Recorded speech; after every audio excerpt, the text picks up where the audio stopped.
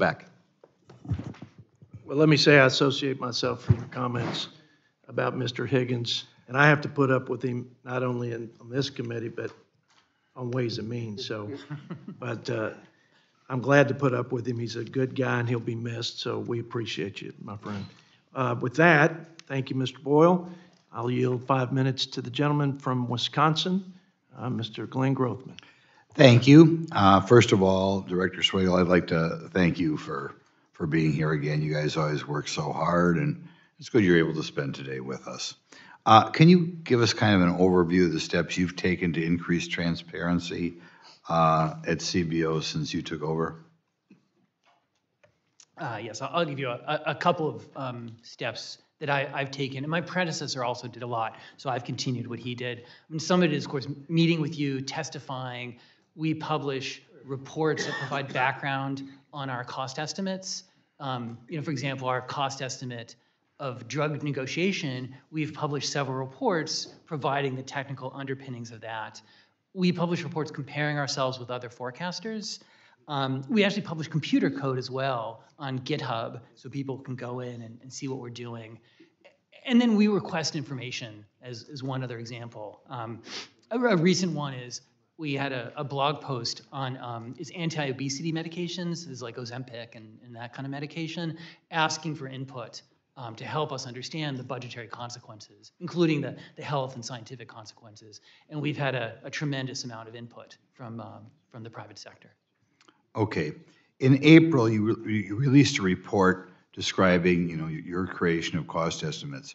It stated, quote, CBO is currently developing a plan to make more of the account level analysis of appropriation bills publicly available in accessible formats. Can you give me an update as far as how's that going? Wait, I'm sorry, say that last little bit. Okay. You stated in an April report, CBO is currently developing a plan to make more of the account level analysis of appropriation bills publicly available. Can you tell us how that plan is going? Oh, no, very good. Okay. So, no, thank you. And I know it's important to you on the appropriation side. So we have put on our website now, there is a tab on the cost estimate section that's for appropriations bills. Most of our cost estimates are for authorizing committees and authorizing bills, but we do put out cost estimates on appropriations. So we now have a tab that collects all of that. And so we've been moving in that direction. There are other things we could be doing, and that I know you're interested in thinking about what more we can be doing. Okay. There's a loophole in Section 402 of the Budget Act that carves out bills reported by the House or Senate Appropriation Committee from the requirement that you guys prepare cost estimates. Do you feel that provision prohibits you from providing account level analysis of appropriation bills? No, it doesn't.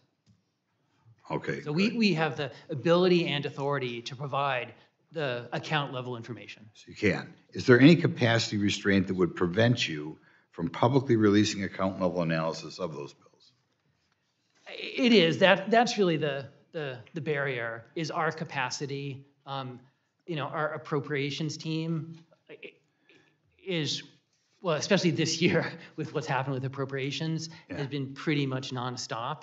And so we would want to work with the budget committee, work with the appropriators to say, well, what can we do that suits your needs? But you could release this stuff anyway.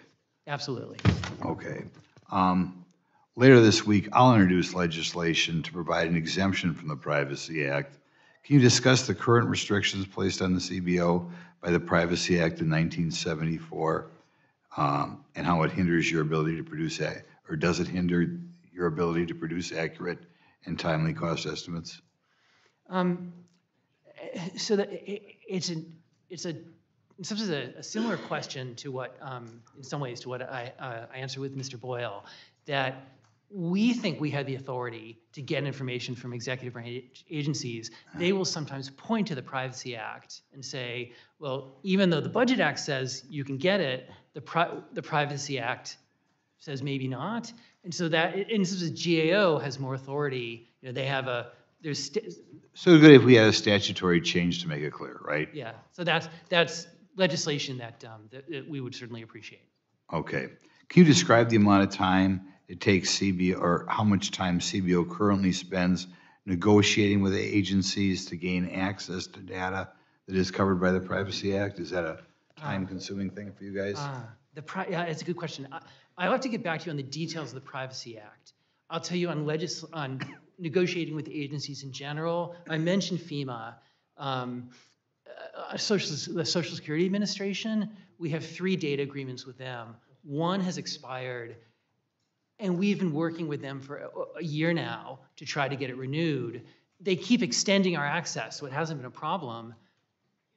But it's the kind of thing, it's like a year of our general counsel's time has been, I think chewed up is the right word, trying to nail this down. So these sort of data access provisions would be very helpful. Thank you again for testifying. I thank the gentleman from Wisconsin. Yield 5 minutes.